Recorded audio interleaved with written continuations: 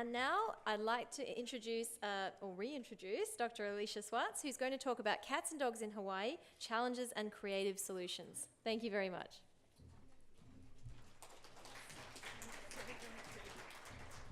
All right, the last little bit. I'm kind of taking off my scientist hat and just putting on my, I'm a veterinarian who lives in Hawaii and has worked in Hawaii for the last 6 years and worked for the largest animal welfare organization in the state. And so I know a lot of the landscape there, but it's by no means a very scientific and encompassing talk. It's just a few highlights of some interesting things that's going on there. Poi dogs are the modern day slang for mixed breed dog in Hawaii, so that's what poi dogs are. And everything that in Georgia I would have called a Georgia brown dog is a poi dog in Hawaii. And popoki is the Hawaiian word for cat. So Hawaii is, we have a lot of similarities, and I think that's why Nell asked me to speak a little bit about it, is because between Australia, New Zealand, and Hawaii, there's a lot of parallels. We have similar challenges, and I think it's always interesting to hear what one another are doing.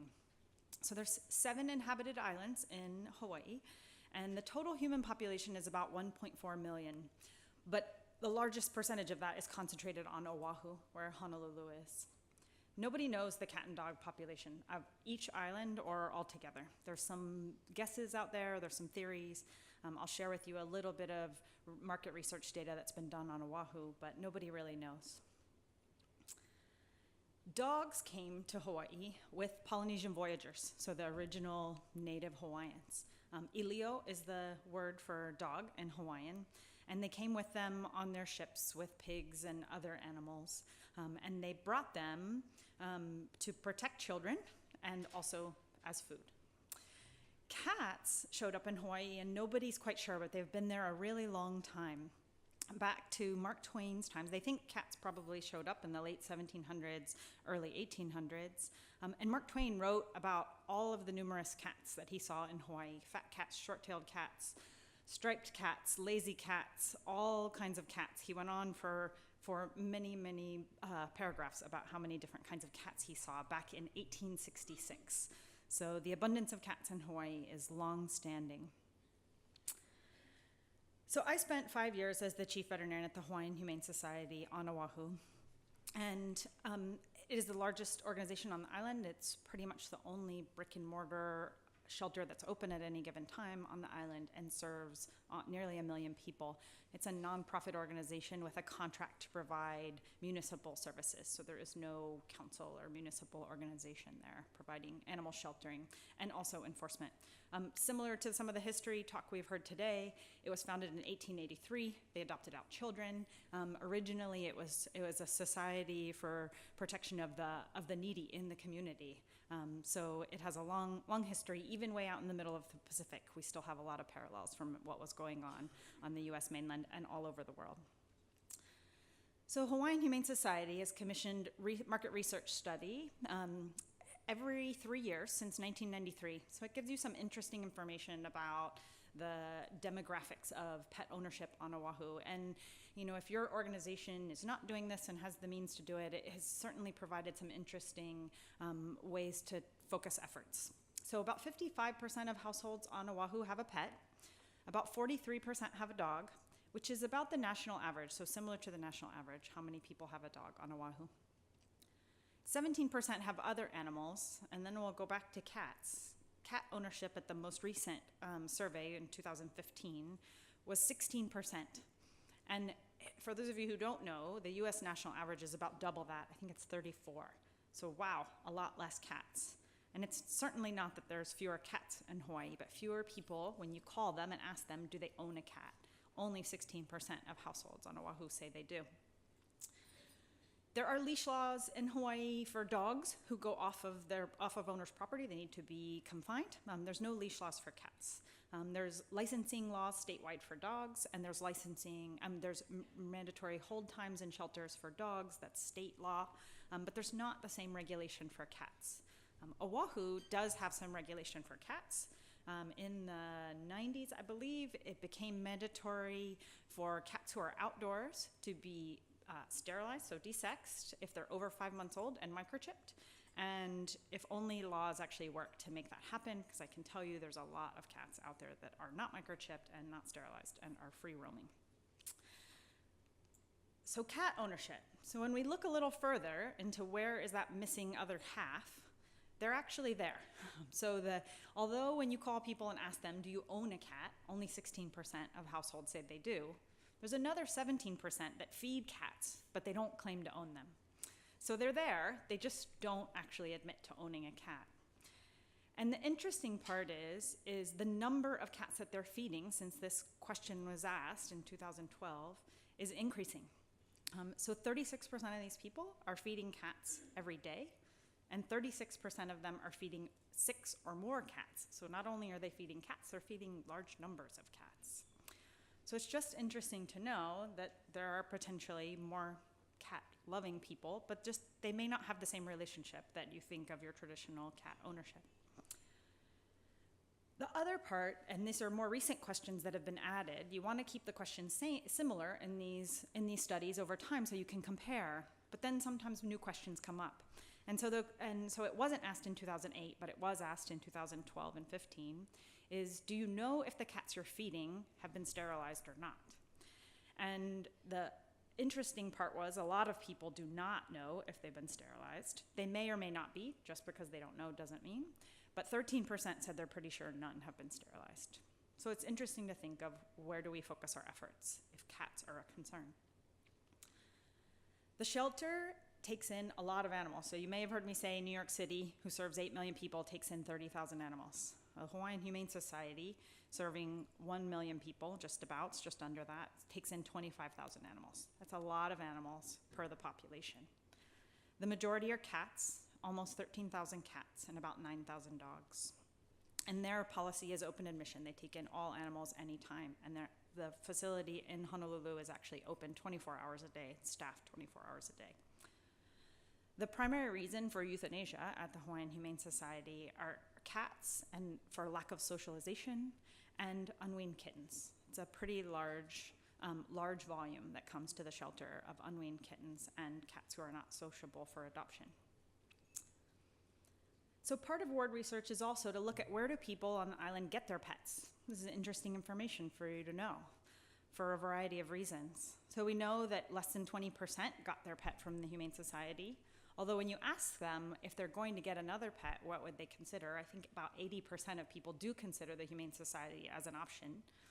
But similar to national trends, we know that people get pets from a lot of other ways, that we are not the primary source of pets in the community. They're rehoming pets themselves. So we don't always have to be the source. We can also enable people and support people to rehome their pets when they need to. And so many cats, they find you, right? How many people do you know? I certainly have had one of those cats that they find you. So then we look at the population of pets on Oahu. So we don't know all over the state that other humane societies don't have the same resources to do this kind of research. And the question everybody wants to know is how many free-roaming cats are there? So whether or not they're owned or not owned, we don't know. So ward research looked at how many people are feeding cats, how many cats those people are feeding, and they estimate there could be as many as 300,000 cats on Oahu. We have no idea, though, because it's really hard to count cats, and it's really hard to count cats in urban areas and areas with lots of mountains and lots of diverse geography.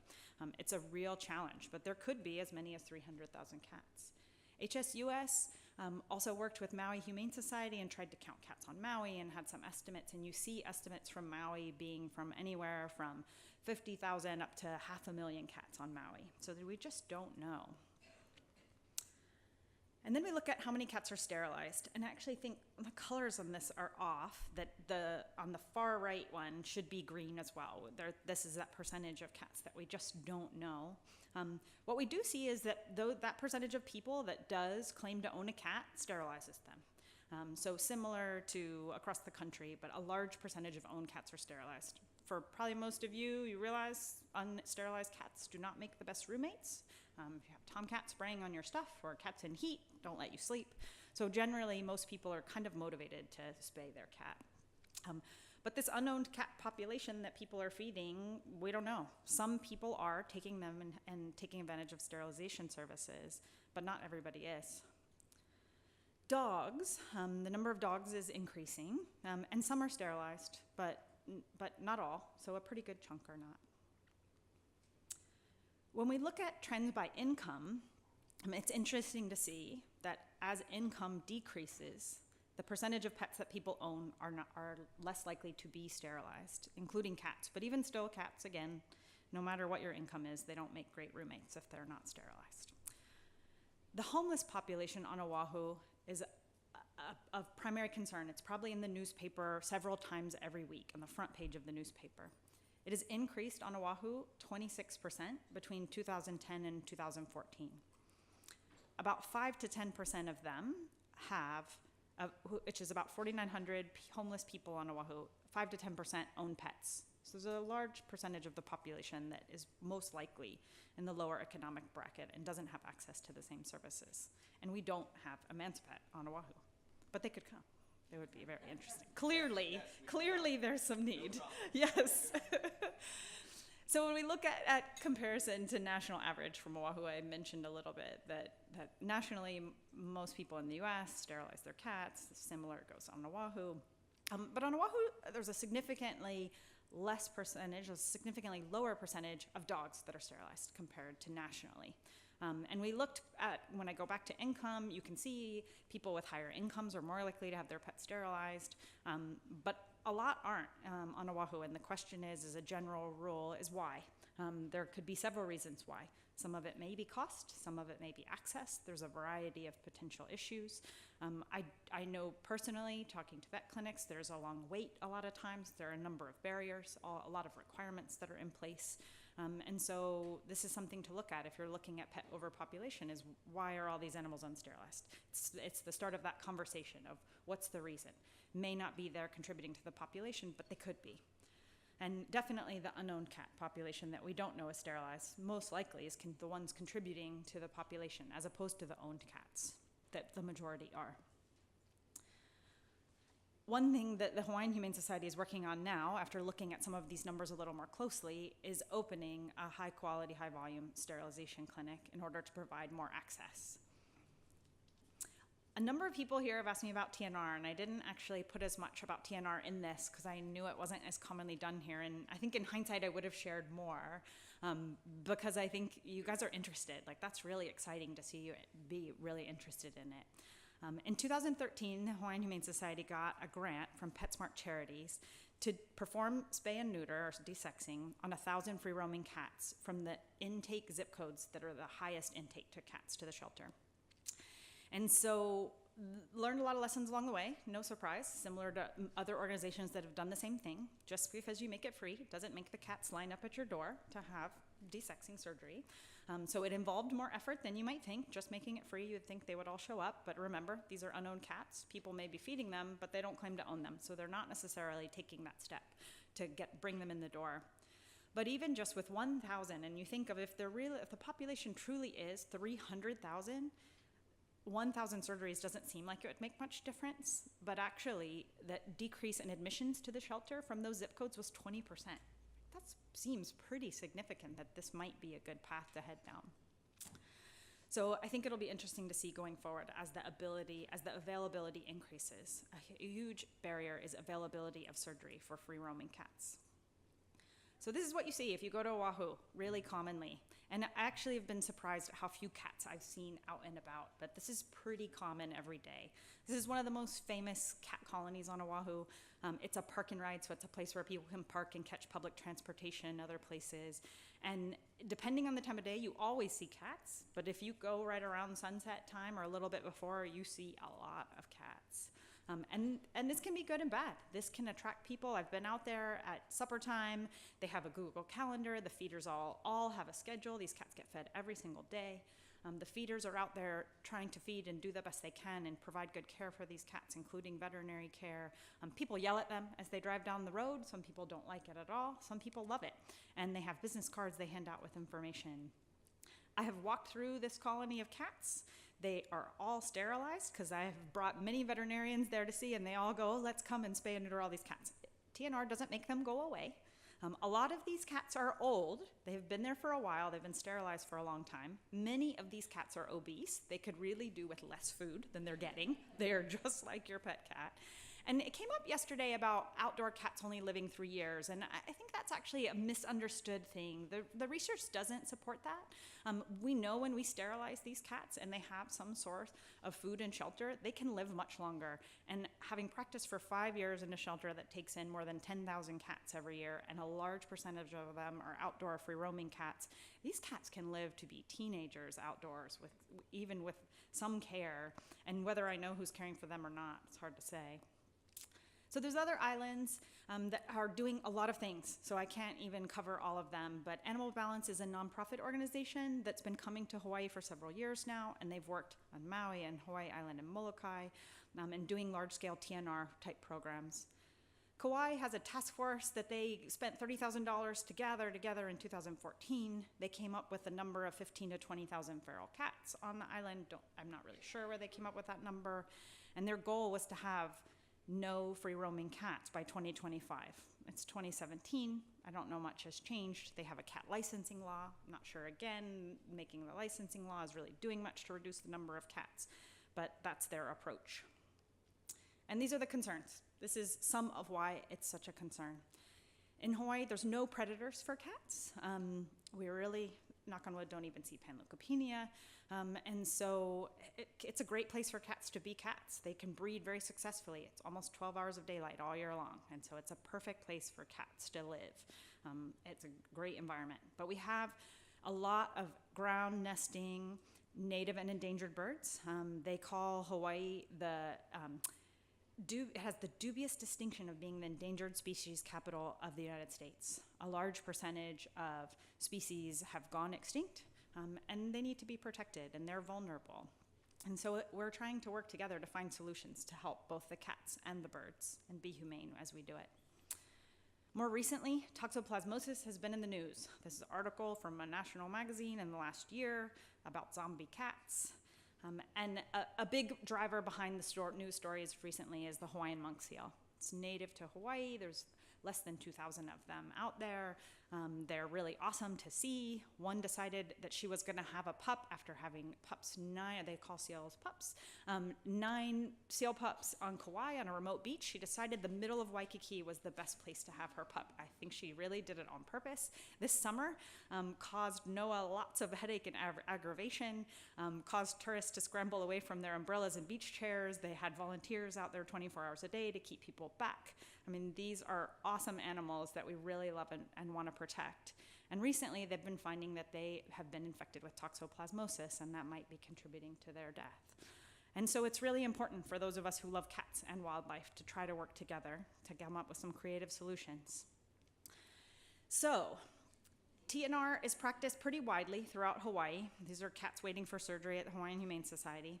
But only about 6,000 TNR surgeries are happening because of lack of access and availability. And so right now, a huge push is to try to increase that availability. The appointments are full. We just don't have enough. We're not making enough of an impact with 6,000 surgeries. Even the hotels and resorts have TNR programs, so this sign is trying to discourage people from feeding them because they feed them in a responsible manner in a place that doesn't attract them to the restaurants and things. But the cats on this resort have ear tips and are out there, and people enjoy seeing these cats out there. Other things that are being done are predator fencing. So the first predator fence went up on Oahu on the western point in 2011, and it was highly successful. And since then, several others have been built. They're really expensive to do. They're logistical nightmares, I think, but they have been really successful. They don't keep people out, so at kind of point, you can walk out there, and unfortunately, a couple years ago, some teenagers killed 15 birds. So we don't want, we also want to be mindful that cats are not the only species that do damage, and shouldn't be the only demonized species in all of this. So I'll quickly share with you a little bit about Lanai. Lanai is a really unique, unusual place. This is the picture you see on a lot of the tourist brochures. Bill Gates rented the island and got married there, and this is what people think of. But they have a really unique solution, and it won't work everywhere, but I think it's something people are really interested in. So they have a sanctuary. Lanai is a tiny island really close to Maui.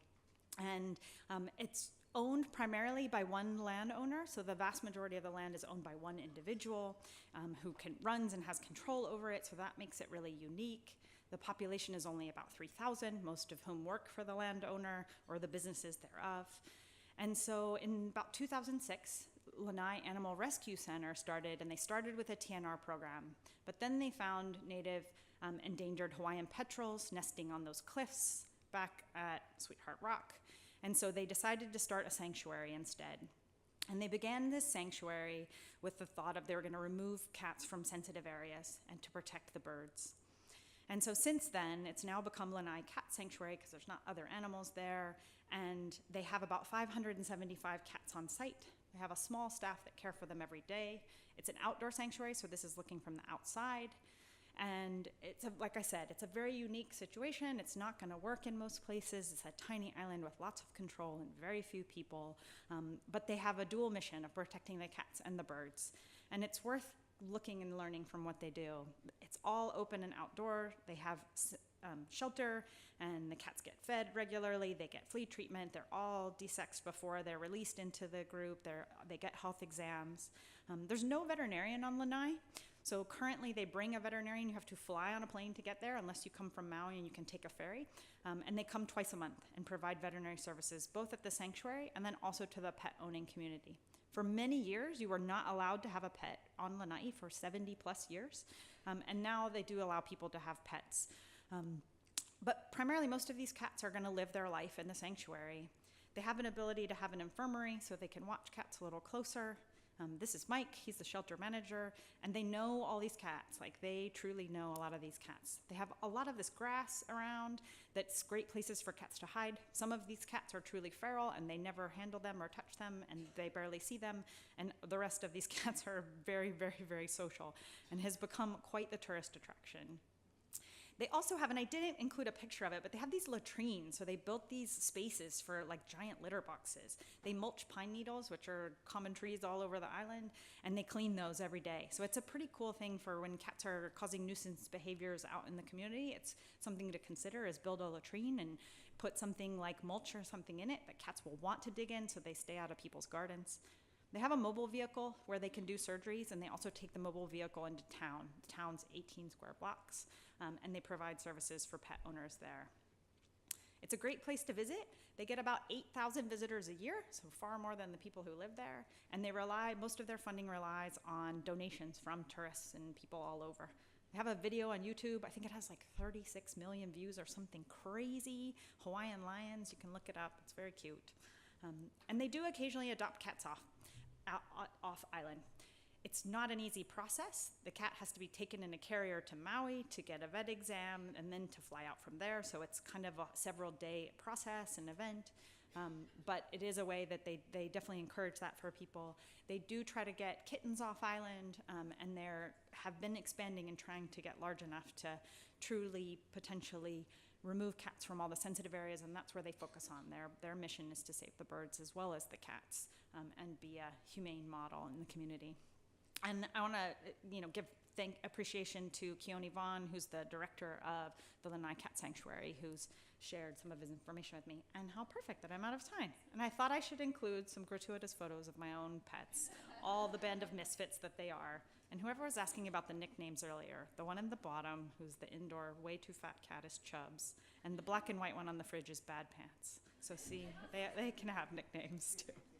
So I appreciate your time and attention. You guys did great holding through to the end. Thank you so much.